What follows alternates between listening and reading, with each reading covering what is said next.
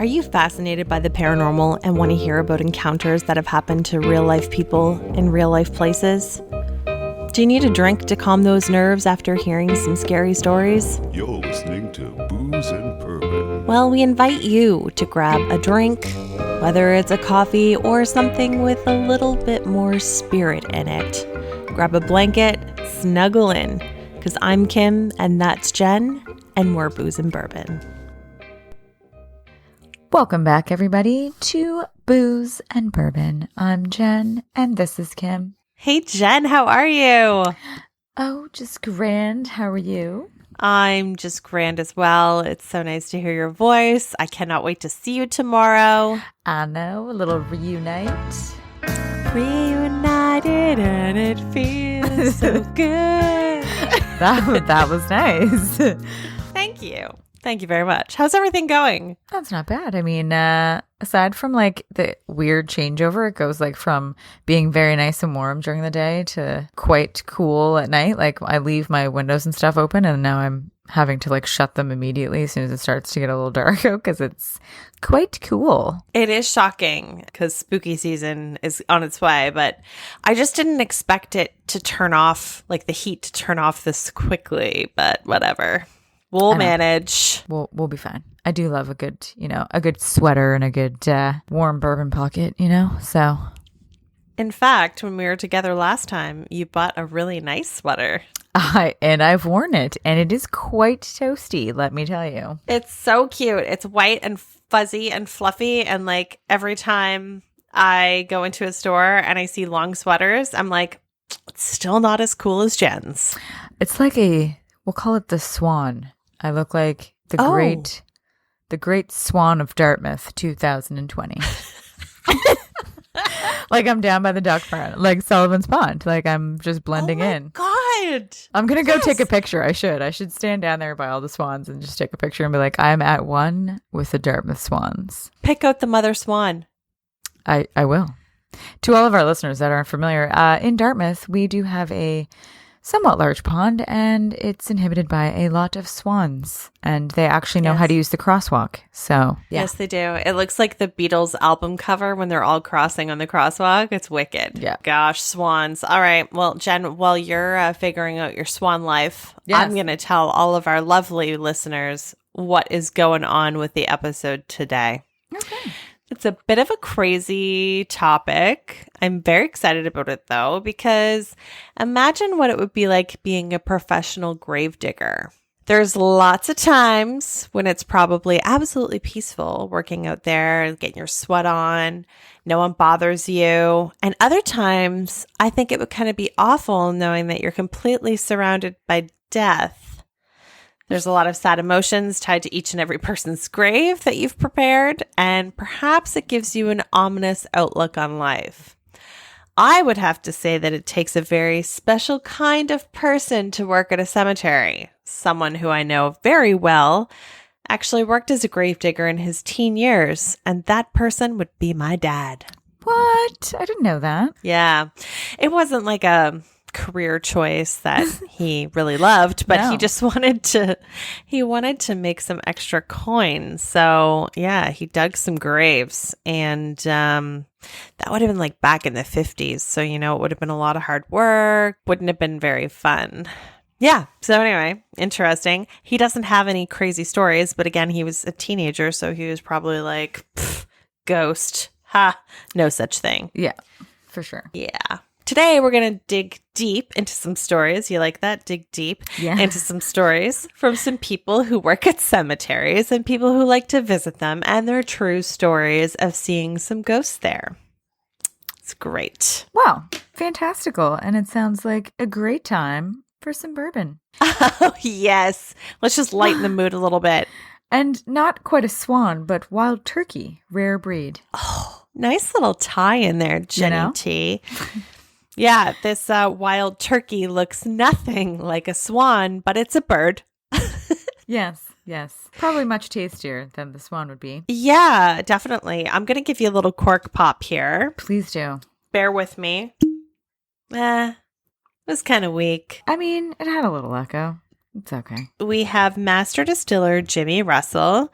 It is Wild Turkey Rare Breed, which is a Kentucky straight bourbon whiskey, and it's also barrel proof, which means the strength that it comes out of the barrel is the strength that's put in the bottle. So it's not watered down at all. This one comes in at 116.8 proof. So she's hot. Hot diggity. Yes, ma'am. So the mash bill on this one, we've got 75% corn, we have 13% rye, and 12% malted barley. And there is no age statement, but it is kind of known that it's 6, 8, and 12-year-old bourbons mixed together. Jen, what are you getting on the nose here? Definitely a little vanilla, oak, some dark fruit, nutmeg spice, nuts. Oh, yes, yes. And of course, the lovely caramel notes that I enjoy. Oh, yeah. No, it smells divine for sure. Okay, I'm going to give her a little sip. She's burny on the tongue. It's definitely oaky and vanilla, and it's not as sweet as I had expected, but it's really nice. There's a lot of really great flavors in there. You get that sort of signature wild turkey spice. It's good. And then the finish on it, it's nice and long. And I'm not going to say any more. Anyway. How does your bourbon pocket feel? Feels great. It feels tickled. Lovely. So since my bourbon pocket is coming in hot, I'm going to ask you a little question, Jen. Yes, please do. Would you like to play Would You Rather with me? Duh. Yes. All right. So, Jen, if you were a grave digger, would you always have the theme song Gold Digger playing in your head? Or would you always have the Booze and Bourbon October Spooktacular song in your head? Well, I mean, what if I did a remix and I had both of them blended? Because I mean, every time you'd like walk or dig or turn around, like this song would be playing, like your theme song. That's a tough one because I love our Spooktacular. I know. It would be a good mix. I don't know. Yeah, I wish I could just blend them together because I feel like the Gravedigger song would be funny and it's very catchy and I know most of the words. But you know, for a little self-love and self-promotion, I'm going to go with the Spooktacular. Ah, Jen, that's lovely. Well, we'll just have to ask our friend Steve, who created that song, if he'll do a remix for you when you get your new career as a gravedigger. Perfect. Thank you. Okay. You're welcome. So, keeping kind of with the same idea, but not quite. So you're also working in the cemetery. What's a cemeterium? I'm not really sure, but I don't even know if I want to know because it doesn't sound very exciting.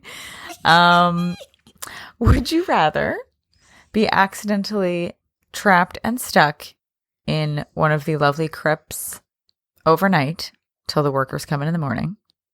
Ooh. Now, you don't know who's in there, but there's at least 4 people in this crypt. Yuck. Or would you rather have tripped and fallen into a freshly dug grave and be stuck in that hole all night? Oh, okay. The sensation of being buried alive is not one I want to experience. Right. Ew. They're both horrid, but I'm going to have to go with being stuck inside of the crypt. Right.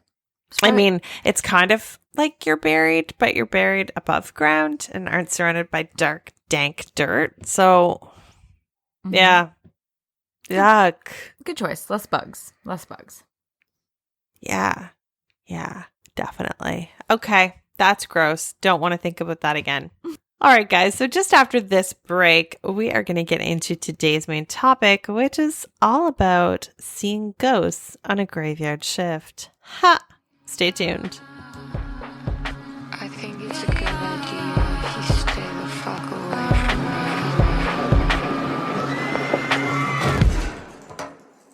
I'm a gravedigger. I'm a gravedigger. I'm a gravedigger. I'm a gravedigger. Welcome back. Now we're going to get into some stories. This first one, it gets me right in the feels. I have been working at an old cemetery for 8 years now. I started when I was just under 20 as a part-time job, but now it's full-time. Now this job gets very repetitive, as any fellow gravediggers know. Early morning grave digging with the machine, setting up the lowering device, etc., doing rounds in the John Deere, lowering the casket, closing the vault, filling it in, seating, calling it a day. It's not very exciting unless something goes wrong. Our staff is a mere 5 people at its peak. Now my superiors are old. All of them are semi-retired. They range in the 50s to 70s, so they take a lot of days off. One rainy morning, it was just me and Dave. Fake name, obviously. Dave is the oldest of the workers and has been here forever. He's a very quiet, to-the-point man and a hard worker for his age. It was a very slow and uneventful day due to the rainstorm, and being a young kid, I shot at some small talk.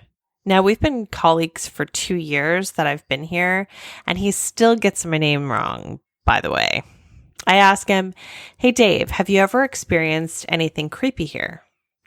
Dave replies in kind of a delayed and spacey kind of way, "What? Oh yeah, sure, Junior." And silence, he didn't elaborate a thing. Feeling already like a nuisance, I ask, "What was the creepiest?" Dave lit up and looked at me. I could tell it was a memory when he was younger, as I saw the youth in his eyes. Much more focused, he tells me something that changed the way I viewed my job. Back in the 80s, I began working here with old Frank, the last head caretaker of the cemetery before Dave. And the group of men I was with was a good 12 back then. All told me rumors that old Frank's boss was the original caretaker. So old Frank was one old son of a bitch. Anyways, Junior, one afternoon in the summer, beautiful day in the high 70s, we had a funeral for a child who died of a mysterious heart condition. Anyways, last name was kind of odd and sticks with you. It was Eggleton. We recently lowered the casket without a hitch. His family was gone, and it was just about 8 of us. We started lowering the vault cover that his family bought. One fucking heavy piece of cement and my rope I was using surprisingly snapped. My side came crashing down and took out the bottom right of the casket. Fuck. I looked down and there the kid was. All I saw was his leg. Black pants, creamy white shoes. I had to go sit down after that while they fixed the cover. I was literally sitting 5 feet away from the guys on the bench when I felt a hand on my shoulder. I looked over and it was a young man. Thought it must have been a relative still there. He had a watering can still in an all blue suit. I figured he was going to water flowers at another grave or something. I didn't think too much of it. He calmly chuckles, "You're definitely not the first person to do that. Don't worry about it. We all end up buried." I laughed with him and I watched him walk over to another grave under a maple tree and started watering the flowers at the stone. I walked over to check on the guys and just making sure, because I do believe in ghosts and all that shit, figuring that this would be a good story if he wasn't real. "Hey Frank, is that guy over there actually there?" Frank responds, "Jesus Christ, Dave, are you trying to give me a heart attack? That's not funny. Of course he's there, you fuck." I laugh and Frank starts swearing in Italian to me, but then in a blink of an eye, the next time we look over, he's gone. I've never seen old Frank so startled in his life. He stared at the tombstone for a good 5 seconds and freaked out. He actually had us all leave, and instead of filling the hole, we just boarded it up, as he commanded. Frank, what the fuck is going on? Frank, Jesus, someone could fall in, he tells us. We'll just get it tomorrow. I approach Frank and ask him what happened back at the shack, and he tells me nothing that I've never forgotten. That grave is a single and hasn't been dug yet. There's not supposed to be a tombstone. And I laughingly say, "How do you know which plot is sold and which isn't?" He says, the one to the left of the maple is an overfill because of the roots. We don't want to dig it up until the lot is full. We wait a few hours and old Frank hasn't left any of us leave the shack. Around 3, he says, okay, let's go fill her up. He pulls me aside and tells me to keep it between us. We go down there and we fill it in, and I walk around 10 paces to the maple and my jaw drops. There's not a fucking thing here. Not a fucking thing. No tombstone, no nothing. I am bullshit and I look over my shoulder for the next few weeks, but it soon boils over. Nothing much of it ever again, but you'll rarely see me over in that area. Hell, there's no reason for us to go over there unless it's maintenance. Dave finishes the story and I interject asking him, that's it? Nothing else at all? Back to his spacey, grumpy way he goes, no.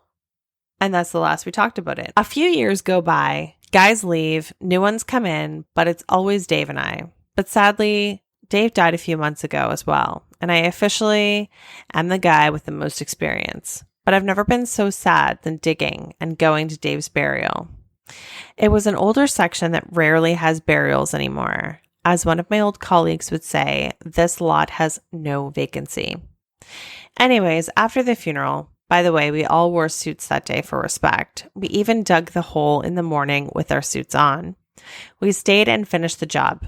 Obviously, Dave was buried in an old wooden casket with an old vault that was done manually. We hated it, but laughed. Good old Dave making us do more work. It was sad. Only 3 or 4 people other than us was at the funeral. They said they were distant relatives. Dave was so old. We were lowering it, and the newest member, Jack, an innocent part-time kid, very scrawny, couldn't bear the weight of the vault cover and dropped it. Luckily, it didn't break the casket or anything, but we all finished it, and I walked down to talk to Jack, telling him not to worry. It happens to everyone. I bought a pail of water to fill it up next to the bench so I can water the sad, lonely flower pot someone bought for him. I put my hand on Jack's shoulder and joked while filling it up. I started walking up the hill, and I noticed a grave with a name that I couldn't forget. Eggleton. I had a fucking tunnel vision right to Dave's grave. And up to the tree it was under, right to the left of a maple tree. I'm in fucking shock, and I look all over my body while I'm wearing a navy blue suit, not knowing how this all resembled Dave's experience. I quickly walked over and just dumped the water on his flowers, and immediately ran to the office room and to the records cabinet to check to see when this gravesite was bought by Dave. I went through pages and pages of years of binders filled with the records of purchases and who's where. Dave nor his family ever purchased the grave. No one has ever purchased that grave. What? Isn't that wild? So, wow. That's a crazy turn of events. That's not how I saw that story going at all. Anyway, I thought that would get you in the feels too. It did. The old man really got me. Then I was like, oh, my heart. I'm like, wait, wow. Way to go, Dave, or whatever your name is. You guys are just employing yourselves for no apparent reason because you don't have to work when you die. But I mean, exactly. It's very friendly. It's very nice of you. Okay, on to our next one. Don't know if you can classify what I did as me being a cemetery worker when I was a teenager. I got a summer job working with another girl in our city's bigger cemetery. Our job was to pick up litter and fake flowers that would get blown away from graves by the wind, basically just tidying up so the groundskeepers didn't have to. That particular cemetery is one of the largest in the Midwest, with lots of paved roads and walkways, and it's popular with tourists, dog walkers, bicyclers, etc. And people will kind of use it as a park because it's very pretty, and people unfortunately drop litter in there a lot. So one afternoon, the other girl and I were walking the paved roads in there with a trash bag looking for litter. We came upon a particular area of the cemetery that has a lot of mausoleums and took the next lane around a corner that goes along the side of one of the mausoleums. As we rounded it, there was an older gentleman, maybe in his late 60s, early 70s, standing with his back against the side of the mausoleum, just looking at a plot of graves nearby. Now, here's 2 things that were kind of weird about him. The first thing, he was dressed a bit odd. His clothes were a little out of date and reminded me of how an older person would dress in the 1950s or 60s. Corduroy jacket and like one of those newsboy type caps, long pants, button-up shirt. Just something about the colors and patterns on his jacket, cap, and shirt screamed late 1950s, 60s to me. But when you think about it, a lot of elderly people kind of dress in out-of-date clothing anyway. So I shrugged that off. The second thing, he had a coffee mug he was drinking out of. Not a thermos or styrofoam cup with a lid, an actual ceramic coffee mug that he was sipping out of. Just right in the middle of the cemetery. As we walked by him, the other girl and I looked at him, and he looked up at us. He smiled, raised the other hand he wasn't holding the coffee mug with, and waved. We waved back and kept walking. We were only a few feet away when the other girl said, "That was a little weird," and I said something to the extent of, "That's what I thought," and we both looked over our shoulders back at him.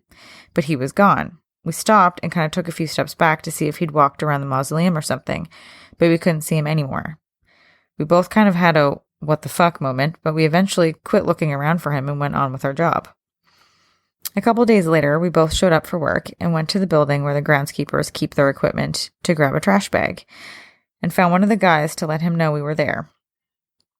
We talked to him a few minutes, and I brought up seeing the old man by the mausoleum in the east section. The groundskeeper smiled and asked, "Did he have a coffee mug?" We said, "Yeah." He said, "Yeah, that's our ghost. He's not really there." We pressed for more. God! We pressed for more explanation, and he said he's always seen in that spot looking at a family plot and always has a coffee mug. He said there's a grave for the wife, 2 daughters, and the husband. The husband's grave says that he died in the early 70s, and the wife and 2 daughters' graves said that they died a couple decades before, and that the 3 of them have the exact same date of death, so they assume some kind of accident. They think he was the dad, and that maybe he used to visit his wife and daughter's graves a lot before he died later on. He told us people only see him for a few seconds, then he's gone. It blew our minds. That's crazy.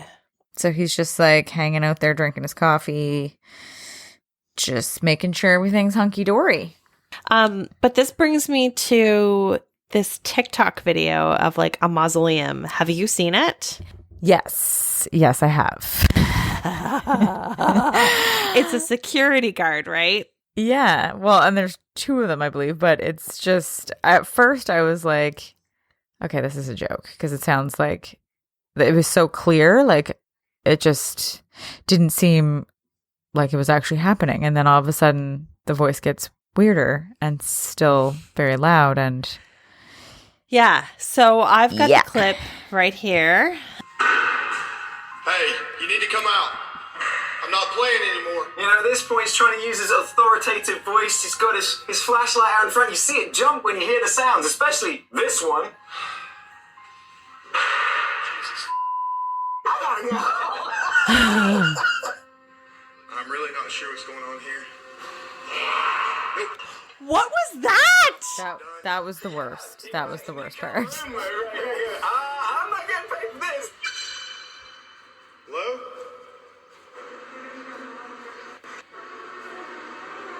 Ring around the rosy.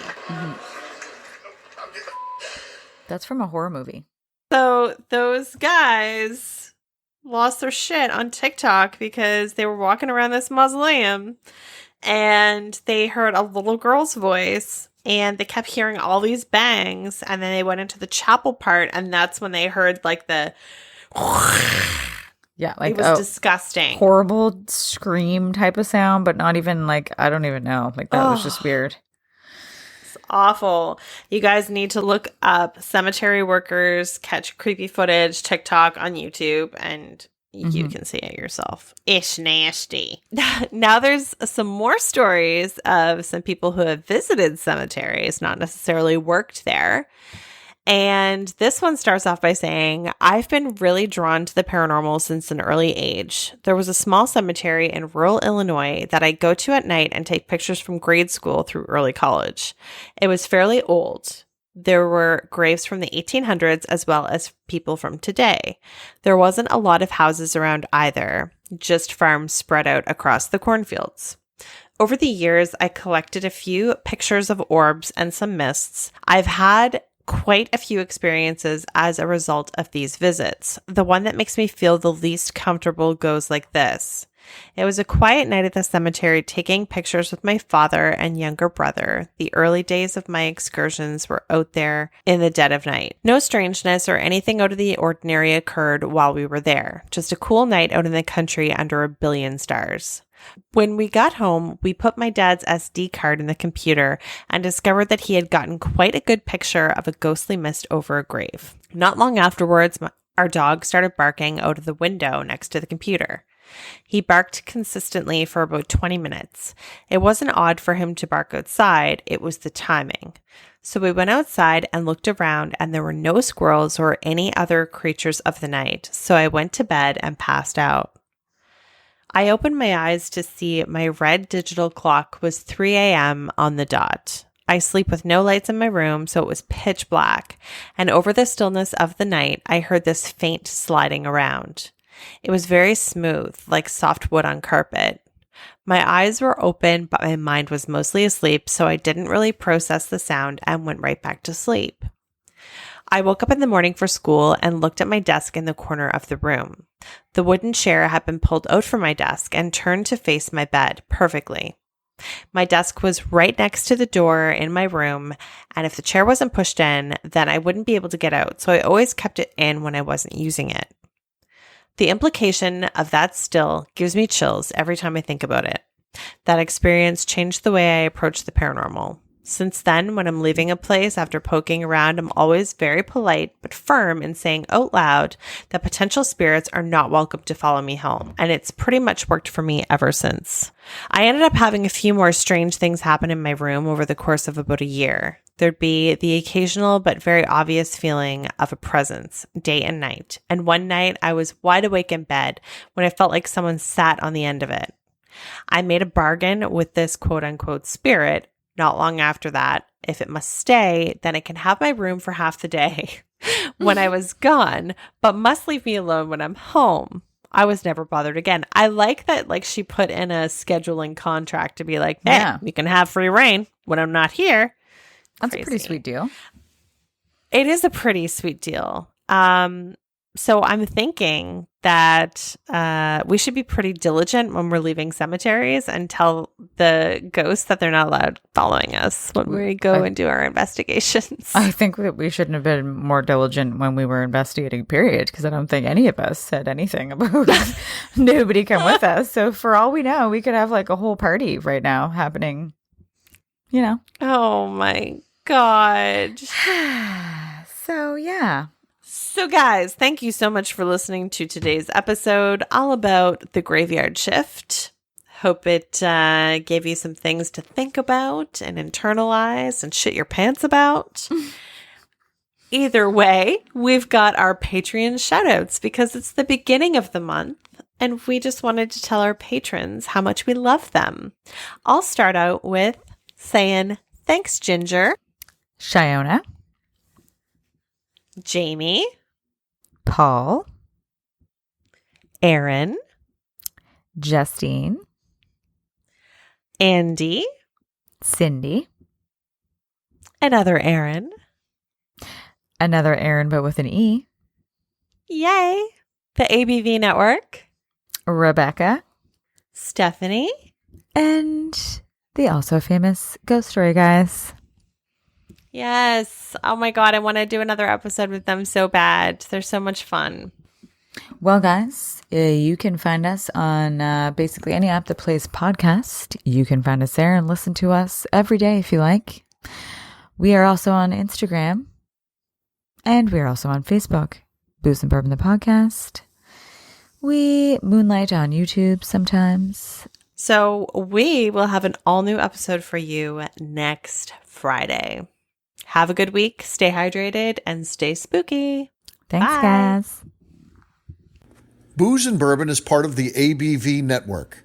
For more information or to advertise on the show, please head over to abvnetwork.com. Thanks for listening and cheers. This has been a Steve Akeley production.